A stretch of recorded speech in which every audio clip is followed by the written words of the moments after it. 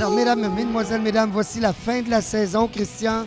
Fin de la saison régulière. Maintenant, on passe à la vraie saison, hein? Les séries éliminatoires. Oh oui. Parle-moi des 4 équipes qui font partie de les séries. Ben, du côté des équipes qui font les séries, ben, d'abord les Verts. À tout champion, tout honneur, parce que c'est les champions défendants du titre. Ben, les Verts ont été fortement éprouvés par un début de calendrier complètement fou. Ils ont joué 4 matchs en moins de 5 semaines.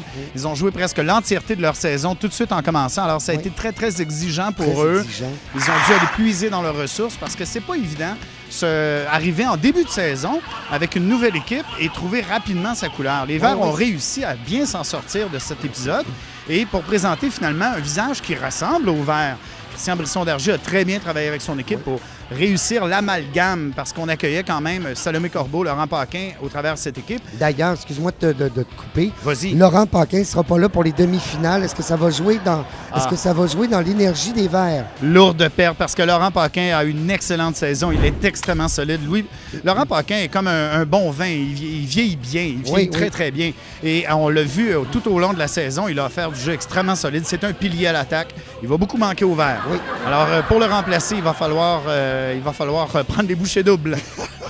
Maintenant, parle-moi des jaunes. Ben, du côté des jaunes, on a l'entraîneur Benoît Chartier. C'est la force de cette équipe parce que c'est l'entraîneur qui a le plus long, la plus grande longévité au sein de la LNI. Oui. Il a d'ailleurs cette saison atteint la marque de 43 victoires, qui est un record absolu de la LNI. Il a dépassé Jean-Marc Cuerrier. Alors, pour lui, ben, les séries, c'est comme une seconde nature. Ils sont tout le temps en série, les jaunes. Tout le temps en série. Là. Alors, il affiche un calme déconcertant qui va sûrement rassurer ses joueurs. Et du côté de l'équipe des jaunes, ben on a, écoute... Barbouchi, Jean-François Nadeau, Ève Landry, Amélie Geoffroy. Grosse équipe quand même. Beaucoup d'offensives. Très offensive. Amélie Geoffroy, qui est une recrue, mais qui joue avec l'assurance d'un vétéran, d'une vétérane, on devrait dire dans son cas, entourée de ses joueurs. Jean-François Nadeau qui a atteint une maturité de jeu extraordinaire. Et Frédéric Barbouchi qui est sur toutes les improvisations, de toutes les situations. Absolument. Alors, il faut donner presque les jaunes favoris dans cette course, malgré que les Verts vont leur faire une belle opposition dans les séries, mais les jaunes, c'est une grande force. Il va falloir compter sur eux et ils l'ont dit, ils visent la coupe. Rien de moins. Rien de moins. Rien de moins. Alors, Christian, maintenant, parle-moi de l'équipe des Rouges. Ben, du côté de l'équipe des Rouges, l'entraîneur Jean-Philippe Durand donne beaucoup de brides à ses joueurs. Beaucoup.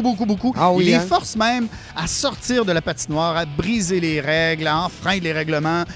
Parfois, ça leur joue des tours. Alors, il faut qu'ils fassent attention à eux-mêmes, les Rouges.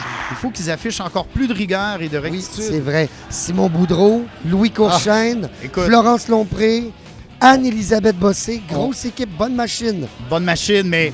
fort potentiel de taquin. Oh oui. Fort potentiel de taquin et presque... Bien, j'appellerais pas ça du cabotinage, mais on est limite. On est très limite. Et ils ont d'ailleurs été très pénalisés au cours de la saison, les Rouges. Mais en même temps, ils ont raison de le faire. Leur dossier leur donne justice. On peut rien dire contre ça. Ils ont remporté beaucoup d'improvisations comme ça. C'est leur style. Et ils veulent ça. C'est un style de feu. Oui, c'est un style de feu. La porte est ouverte. On y va à fond la caisse. Exact.